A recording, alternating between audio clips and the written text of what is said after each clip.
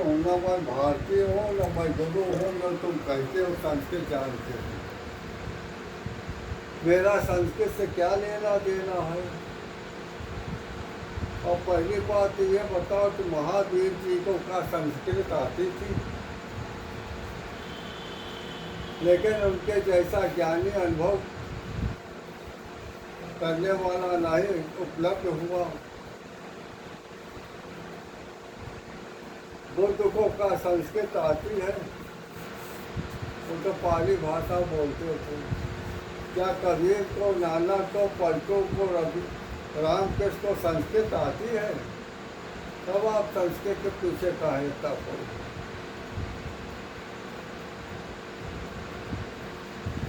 संस्कृत को जो आते थे क्या भगवान को जानने के लिए जानने वाला भाषा या भगवान को लेना देना क्या है?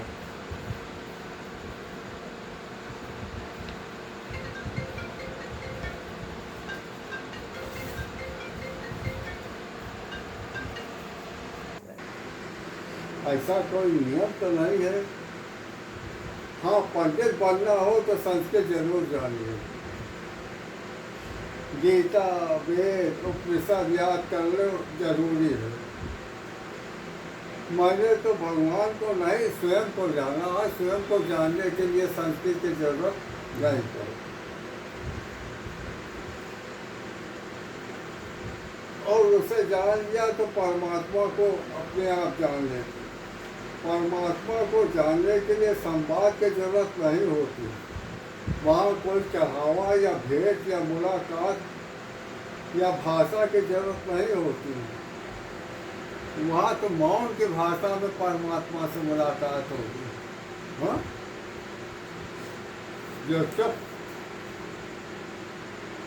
वहाँ मौन में चुप हो जाने में मिलता है। वो न बोलेगा न तुमको कुछ कहेगा। बस एक ऐसी चुप्पी हुई कि जिसमें द्वैत का भाव खो जाए, बस मौन हो जाए, परमात्मा से मुलाकात हो जाए। लेकिन इंसान के खोज या समझ, वो हिंदू कहेगा वो संस्कृत में संभव है, मुसलमान कहेगा वो अरबी में समझे है, क्योंकि कुरान अरबी में है, खुदा की भाषा अरबी में है। ऐसा नहीं है। मोहम्मद क्या अरबी जानते थे? इसलिए उनको समझाने के लिए, क्योंकि वहाँ की जनता अरबी जानते तो उनको समझाने के लिए अरबी में खुदा उनको बात को निर्देश दिया। हाँ, अब परमात्मा को ये भाई हम अरबी भाषा में अगर कोई संदेश दे तो कहा सब भाई जो भाषा आप जानते उसी भाषा में आपको कुछ अनुभव दिया।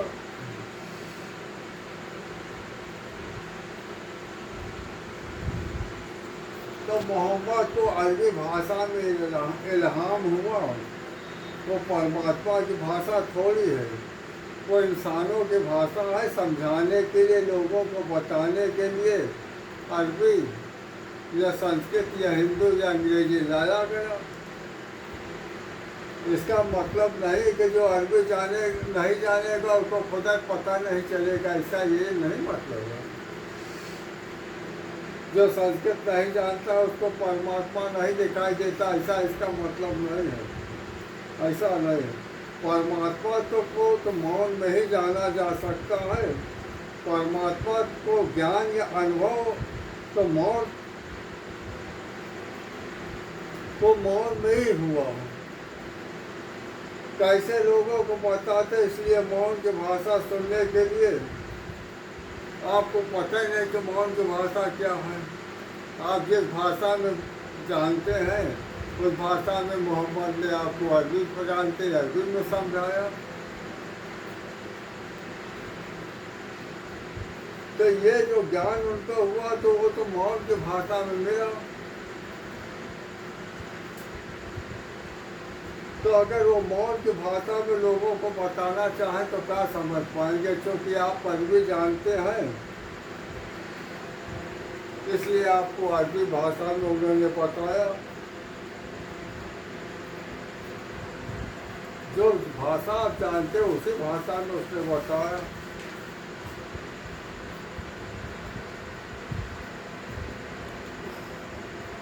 मैं तो स्वयं को जानता हूँ, जाना हूँ, और स्वयं को जानने के लिए कोई भाषा आवश्यक नहीं। स्वयं को जानने के लिए मौन ही में जाना पड़ता है।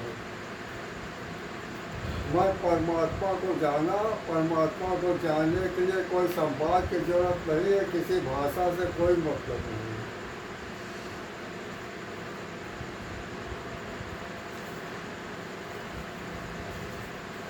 बात ये है, संस्कृत तो एक पंडितों की भाषा है, और वो चाहता कि ऐसी भाषा बोली जाए जो जनता के समझ में न हो। हाँ? क्योंकि वो जानता है कि जनता हमेशा भ्रम में रहेगा तो हमारा कारोबार चलेगा, हमारा वर्चस्व बना रहेगा। क्योंकि जनता के समझ में अगर असली बात आ जाए, समझ में आ जाए, तो उनके दुकान न चलना मुश्किल हो जाएगा, उनके दुकान फीकी पड़ जाएगी। जनता समझती है कुछ कि अलौकिक भाषा बोल रही है, सिद्धों की बातें बताई जा रही है, तो इसलिए वो संस्कृत में उसको बोलते हैं, संस्कृत में समझाते हैं, आपको पढ़ने पड़े। संस्कृत को हिंदी में अनुवाद कर देने से कहा कि कूड़ा करकट हो जाते है, इसलिए संस्कृत बोली पंडित जी चाहे जो कुछ हो। आपने सुना होगा कि जब तुलसीदास जी अवधि भाषा हिंदी भाषा में रामायण लिखे, बनारस में कितना विरोध हुआ, उनके रामायण के जलावा हुआ, उनका मारा जाए, उनका काटे, सब।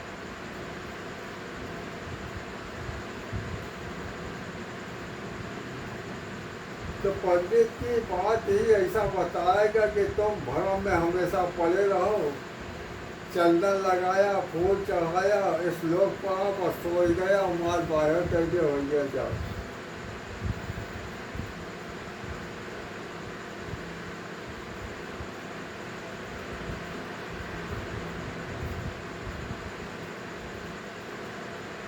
महावीर प्रकृति की भाषा में बोले, और इसके जो समझ में आ जाए। बुद्ध ने पाली भाषा में बोल करके जनता को समझाया, अगर संस्कृत बोलते तो कौन समझ पाता। कुछ हमारे देश में अब भाषा की बात करते हैं, रेलगाड़ी अगर कहा जाए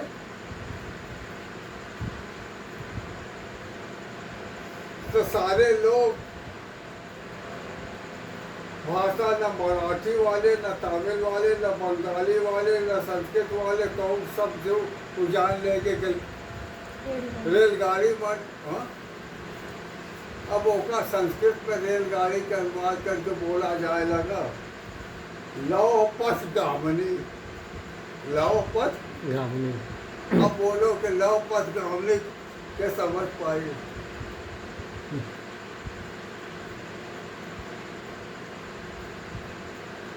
बहुत सी भाषा ऐसे गड़बड़ के, जैसे आदमी कहा तो नहीं हम रपट लिखा हुआ जाए, वो रपट थोड़ी रिपोर्ट है।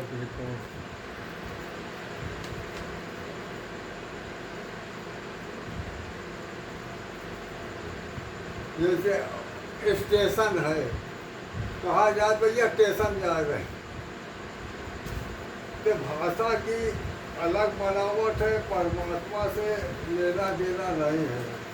वो तो कारोबार कुछ ऐसा फैलाते ही हैं कि अगर असलियत समझ जाए जब, हाँ,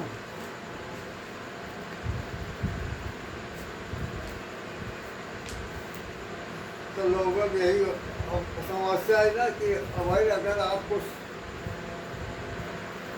सोचे लागो कि यार असलियत का, चलो किताब कापी उल्टे पुलटो सब देखो, आखिर में पता चला कि साला कहूँ कुछ।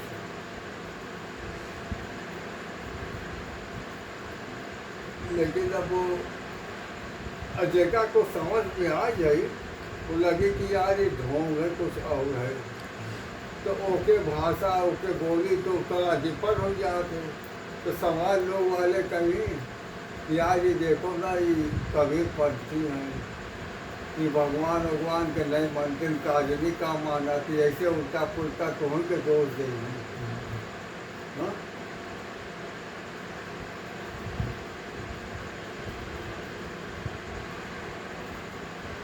बहुत से देश में ऐसे भाई जैसे मंसूर है, एक बहुत अच्छे संत भाई मंसूर अरब में, तो वो जज्बे में अंदर में रहा तो अनल हक माने मैं खुदा हूँ। तो जब अंदर से पूरी स्थिति में आए हो ना, तो बड़ी जोर से चले अब मैं खुदा हूँ। जैसे यहाँ शंकराचार्य हम ब्रह्मास्त्र सुने हो ना कि मैं ही ब्रह्म। तो उनके गुरु मना करें क्या हम अपने से अंदर से एक आवाज आ जाती है, अनल हक माने कि मैं खुदा हूँ, मैं खुदा हूँ। उसका बेचारे को हम फांसी करके उनको काट डाला तो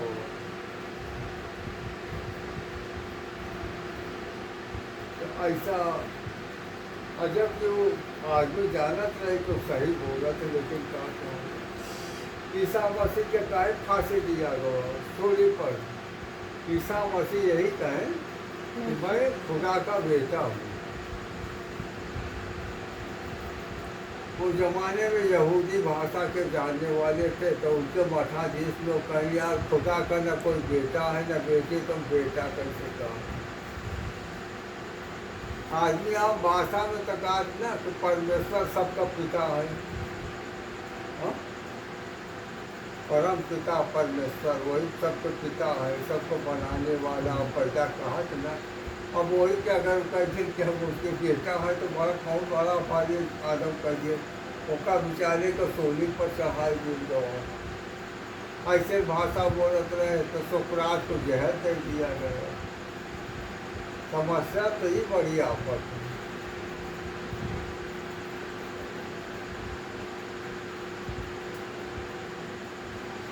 तो हमने देश में एक जगह हाँ?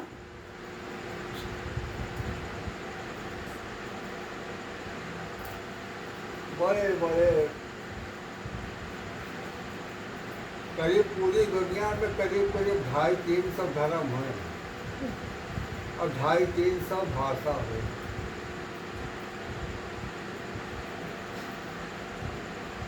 और अपने हिंदू बहुत सी भाषा, तो भाषा में भाषा जैसे हमारे देश में हमारे युवा में चला जाओ दूसरा भाषा, महाराष्ट्र में चले जाओ दूसरा भाषा, बंगाल में कहीं जाओ दूसरा भाषा, हिंदी कन्नड़ का तमिल का, कितनी भाषा। तो कुल मिला के कई हजार भाषा है दुनिया में, 3000 भाषा करीब दुनिया में है।